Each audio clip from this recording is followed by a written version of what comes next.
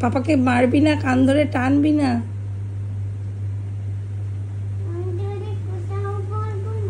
পাপার কান ধরে টানবে না।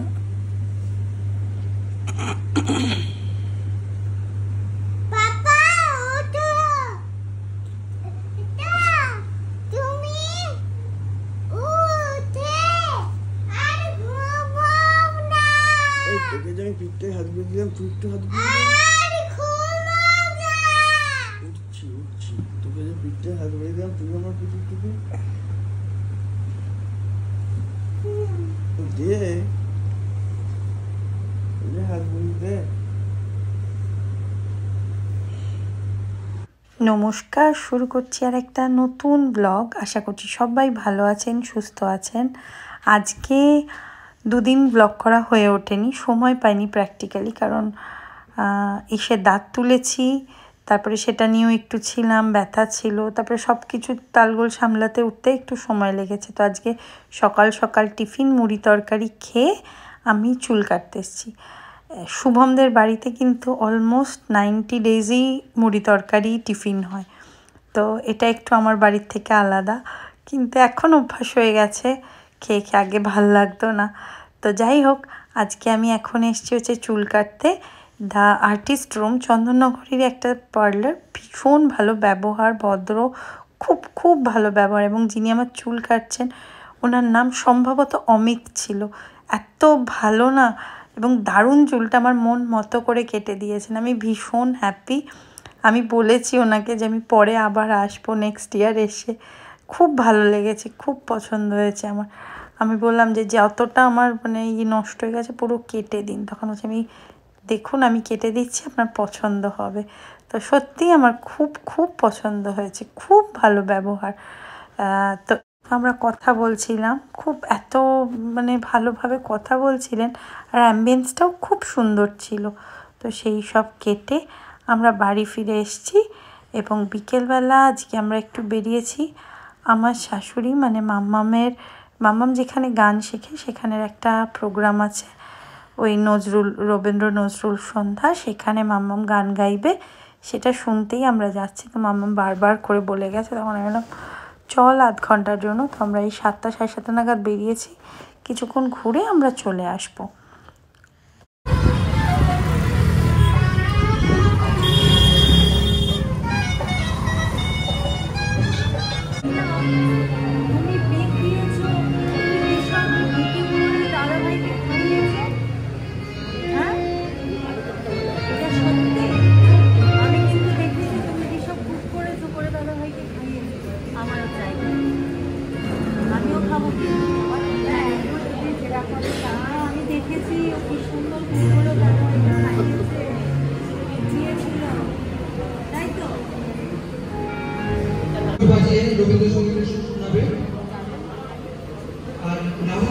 কিছু মানুষের সাথে আলাপ হলো।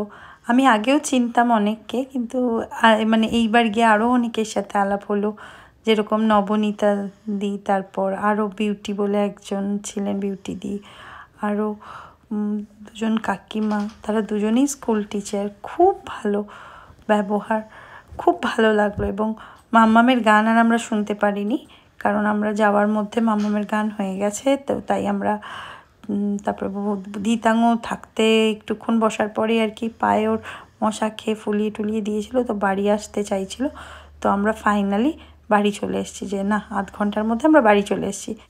আজকে দুপুরবেলার লাঞ্চ হচ্ছে, পরের দিন দুপুরবেলার লাঞ্চ হচ্ছে গলদা চিংড়ি আর পমফ্রেট মাছ। তো যাই হোক, খাওয়া দাওয়া করে আজকে ধিতাংকে আমি নিয়ে যাব আমার এক দিদি বন্ধু এবং কলিগ, তার বাড়ি অপরাজিতা দির বাড়ি।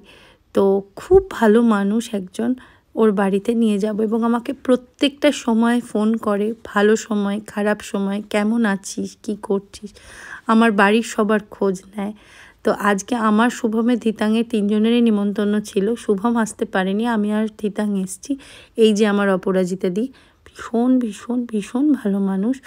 এত কিছু রান্না করেছে, লুচি, মাংস, মিষ্টি, তারপরে আইসক্রিম, আর ধিতাং খুব এনজয় করছিল।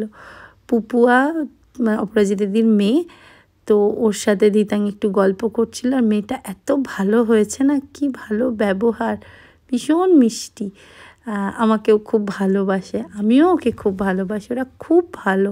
ওই 1.5 ঘন্টা বোধহয় আমি বসেছিলাম, সেই সময় আমরা দুজনের কত যে প্রাণের মনের কথা বলেছি তার ঠিক নেই।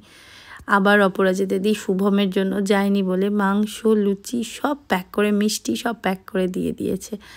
মানে কি ভালোবাসে আর কি ভালো মানুষ না, বলে বোঝাতে পারবো না। এত সহজ সরল, একদম স্বাভাবিক একটা মানুষ, মানে খুব ভালো। দিতাঙ্কে কি আদর করছে, বলছে আমার সোনা বাবাটা। খুব ভালোবেসেছে দিতাঙ্কে, খুব।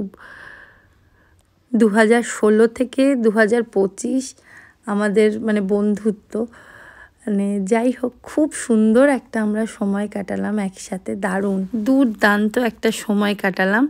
বাড়ি ফিরে এসেছি আর ধিতাঙের সাথে চলছে আমার খুনসুটি। যাই হোক, আমাদের এই ব্লগটা যদি ভালো লেগে থাকে please like, comment, share, subscribe করে দিন আমাদের ইউটিউব চ্যানেলটাকে। আর যারা ফেসবুক থেকে দেখছেন তারা প্লিজ পেজটাকে ফলো করে দেবেন। আমাদের সঙ্গে থাকুন, পাশে থাকুন। আসবো খুব শিগগিরই আর একটা নতুন ব্লগ নিয়ে। আমি বাড়ি ডাঙ্গরে। কোথায় বাড়ি তোর? আমার বাড়ি হচ্ছে সুইডেন পাকুসালিয়েন। এইটা তোর বাড়ি নয়? না কিন্তু এটাই তো তোর বাড়ি। না, হ্যাঁ রে। থাকবোই না। কেন থাকবি না? আমি থাকবো না। কেন ইন্ডিয়া থাকবি না কেন? আমি থাকবো না, আমি পাকুচালিন যাবো। আমরা এখন তো যেতে পারবো না।